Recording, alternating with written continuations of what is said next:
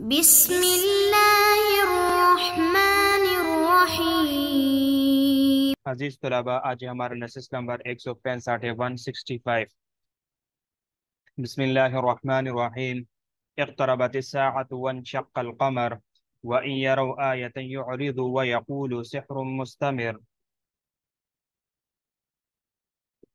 وكذبوا واتبعوا أهواءهم وكل أمر مستقر ولقد جاءهم من الأنباء ما فيه مزدجر حكمة بالغة فما تغني النذر فتول عنهم يوم يدعو الداعي إلى شيء نكر خش عن أبصارهم يخرجون من الأجداث كأنهم جراد منتشر مهطعين إلى الداع يقول الكافرون هذا يوم عسر۔ عزیز طلباء، پہلے ان آیات مبارکہ کا ترجمہ دیکھ لیجئے۔ اقتربت الساعة وانشق القمر، اقترب نزدیک آگی، الساعة قیامت، وانشق اور پڑ گئے، القمر چاند، وَإِن يَرَوْا اگر دیکھے وہ آیتن کوئی معجزہ، یعرضون تو روگردانی کریں گے، اعراض کریں گے وہ، وَيَقُولُونَ اور کہیں گے،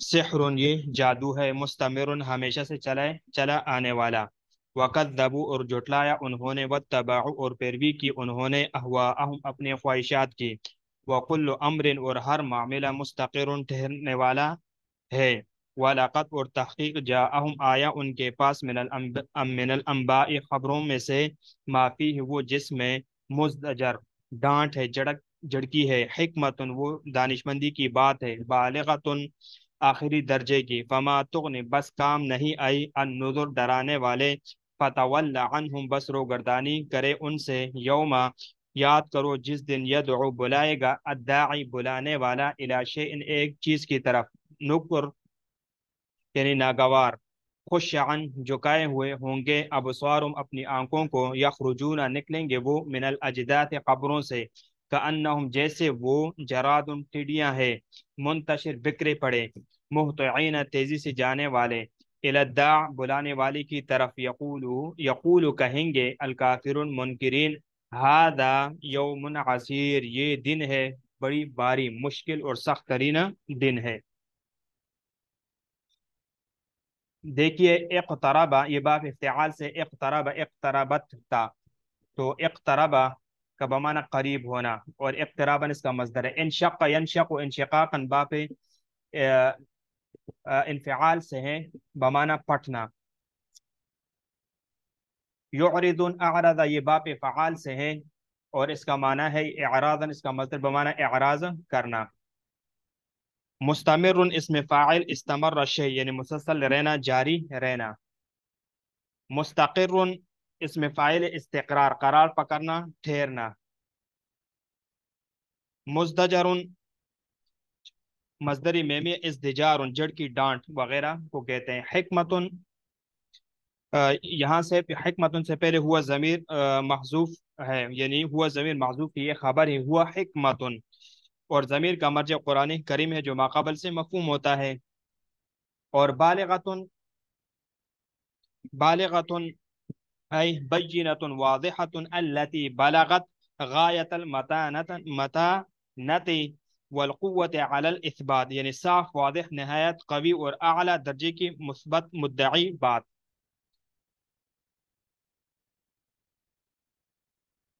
النذر، النذر یہ نذیر کی جمع ہے، ڈرانے والا، پیغمبر۔ یدعو یہ اصل میں یدعو تھا، وہ قرآن رسم الخط میں حذف کر دیا گیا ہے۔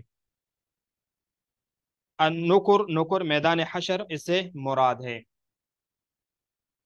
اور خوش عن یخرجون کے فائل سے حال ہے، یہ جو یخرجون ہے اس کے فائل سے یہ حال بن رہا ہے۔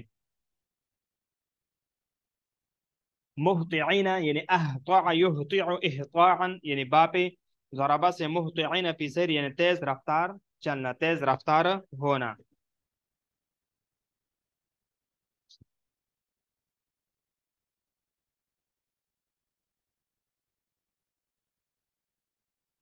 آپ پہلے اس کی وضاحت سمجھ لیجئے، پھر اس صورت کے متعلق ہم چند چیزیں بتائیں گے آپ کو انشاءاللہ۔ پہلے وضاحت آپ ذہن میں رکھیے. اقتربت الساعت یہاں سے معجزہ شق قمر ذکر کر رہے ہیں، تو انشاءاللہ اس پر انشاءاللہ پہ تفصیل کریں گے، اور اس کے بعد انشاءاللہ اس شق قمر پر بھی ہم تفصیل سے بات کریں گے. دیکھیں اقتربت الساعت وانشق القمر وان يروا آیة يعرضوا ويقولوا سحر مستمر. یعنی قیامت کے نزدیک، یعنی قیامت نزدیک آ چکی اور چاند شق ہو گیا، اور یہ لوگ آ کر کوئی معجزہ دیکھتے ہیں تو ٹال دیتے ہیں اور کہتے ہیں کہ یہ جادو ہے جو ابھی ختم ہو جائے گا. اور ان لوگوں نے جھٹلایا اور اپنی نفسی خواہشات کی پیروی کی اور ہر بات کو یعنی جھوٹا قرار دیا ان لوگوں نے. اقتربت الساعہ یعنی قیامت قریب آگے، وانشق القمر چاند پھٹ کر دو ٹکڑے ہو گیا.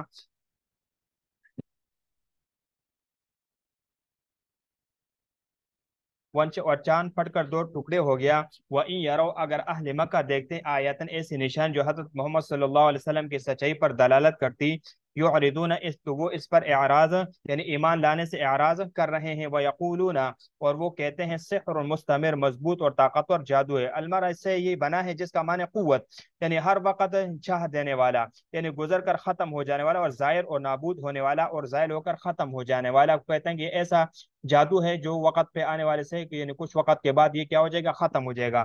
وَكَذَّبُوا وَاتَّبَعُوا أَهْوَاءَهُمْ اور انہوں نے نبی اکرم صلی اللہ علیہ وسلم کو جھٹلایا. وَاتَّبَعُوا أَهْوَاءَهُمْ یعنی جو شیطان نے ان کے سامنے پیش کیا کہ ظاہر ہونے کے بعد بھی حق کو روکا. وَكُلُّ أَمْرٍ یعنی امر سے اللہ تعالیٰ کا وعدہ مراد مستقر اپنے وقت میں ہو کر رہے گا. یعنی ایک قول یہ ہے کہ کل ہر مقدرہ پر واقع ہوگی، اور ایک قول یہ کہ ہر کام ان کے کام میں عن قریب ثابت اور ثواب اور عقاب کے ظہور کے وقت قائم ہو جائے گا. وَلَقَدْ جَاءَهُمْ وَلَقَدْ جَاءَهُمْ اور ان لوگوں کے پاس آ چکے، یعنی ہم سے اہل مکہ مراد ہے، من الانباء اتنی خبریں قرآن مجید میں جو قرون گزشتہ کی خبریں دی گئی ہے، یا آخرت کے حالات اور خبر اور کفار کو ہونے والے عذاب کی تفصیلات وغیرہ جو اس میں بیان کر دی گئی ہے. ما فیہ مزدجر کہ ان میں کافی عبرت ہے، یعنی کفر سے روک، تنبیہ اور ممانعات، جیسے کہ تم کہو یعنی زجرتہ یعنی از دجرتہ یعنی میں نے اس کو روکا. تو اس میں روکنے کے لیے اس کو پیچھے، ان لوگوں کو پیچھے ہٹانے کے لیے اس میں جو نا بہت زیادہ خبریں ہیں. حکمت وہ دانش مندی ہے، یعنی فما تغن النذر حکمت بالغۃ تو اس میں دانش مندی ہے، حکمت بالغۃ یہ اعلیٰ درجے کی. فما تغن النذر لیکن خوف دلانے والی چیز ان کو کچھ فائدہ نہیں دے گی، کچھ فائدہ ان کو نہیں دیتی. اب یہاں پر دیکھو فما تغن ما نفی کے لیے، اور النذر مصدر بمانہ انذار کہیں. اب قیامت کا ہولناک منظر کو بیان کرے. فتولی عنہم بس آپ ان کی طرف سے کچھ خیال نہ کیجیے، اس لیے کہ آپ جانتے ہیں کہ ڈرانا ان کے کچھ کام نہ آئے گا. یوم یدعو الداعی یعنی جس دن، یعنی یوم یدعو الداعی یعنی جس دن ایک بلانے والا فرشتہ بلائے گا، الی شیء نگر یا ناگوار چیز کی طرف. اب ناگوار ہونے کی یعنی وجہ سے یعنی لوگ اس کو جاننا بھی گوارا نہ کریں گے، کیونکہ ان جیسی چیز کا یعنی آج تک سامنا نہیں ہوا، اور وہ قیامت کا ہولناک یعنی ہولناک منظر ہے. تو وہ اس ہولناک منظر کو دیکھیں گے تو وہ گھبرا جائیں گے.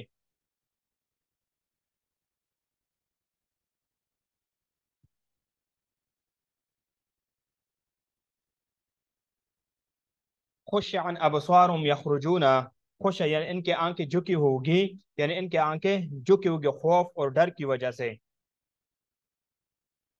یخرجون من الاجداث یعنی قبروں سے نکل رہے ہوں گے. کأنہم جراد منتشر ایسے جیسے ٹیڑی پھیل جاتی ہے، یعنی کثرت تعداد اور ہر جانب منتشر ہونے سے تشبیہ دیے کہ انسان بھی کثرت اور یعنی کثرت اور موجیں مارنے میں مکڑی کی طرح ہوں گے.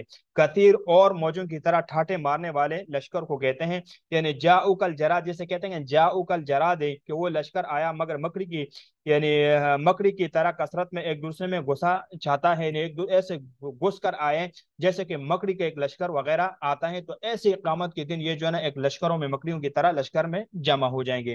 مہطعین الی الداع بلانے والے کی آواز کی طرح دوڑے چلے جا رہے ہوں گے، اپنی گردنوں کو اٹھائے تیزی سے جا رہے ہوں گے. یقول الکافر هذا یوم عسر اور کافر کہتے ہوں گے یہ دن بڑا سخت دن ہے، اور یہ تو بڑا مشکل دن ہے.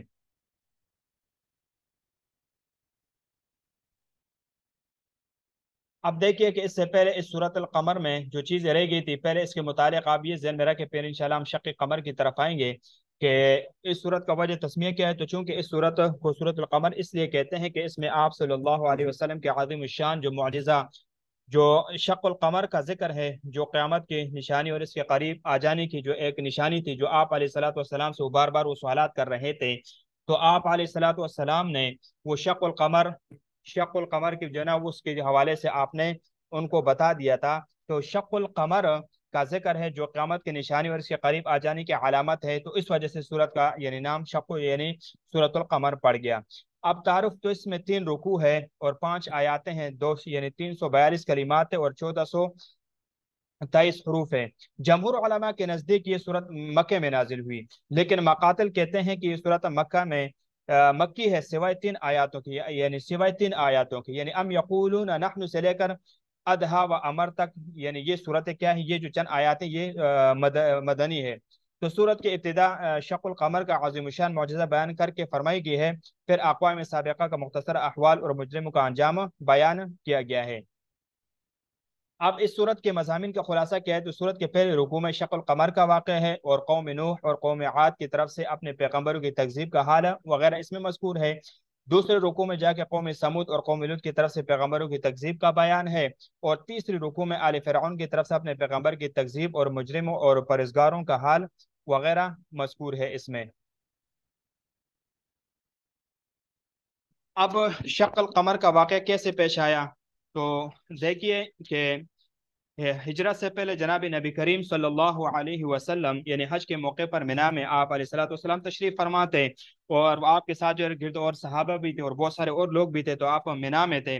تو کفار نے آپ سے کوئی معجزہ طلب کیا، آپ نے فرمایا کہ آسمان کی طرف دیکھو، اچانک چاند پھٹ کر 2 ٹکڑے ہو گیا، تو ایک ٹکڑا مشرق کی طرف ہو گیا اور دوسرا ٹکڑا مغرب کی طرف چلا گیا، تو بیچ میں پہاڑ حائل تھا۔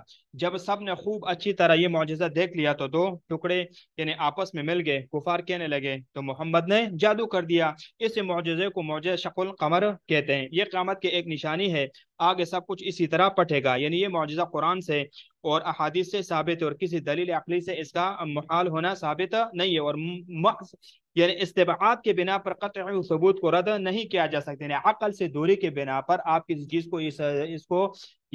کو اس کی نفی نہیں کر سکتے آپ، بلکہ یہ تو قرآن سے اور احادیث سے، یہاں پر اقتربت الساعۃ وانشق القمر سے یہاں پر تھے کہ قرآن کے ان آیات سے یہ کیا ہے، ثابت ہے، تو آپ اس کی نفی نہیں کر سکتے، آپ اس سے جو ہے نا انکار نہیں کر سکتے۔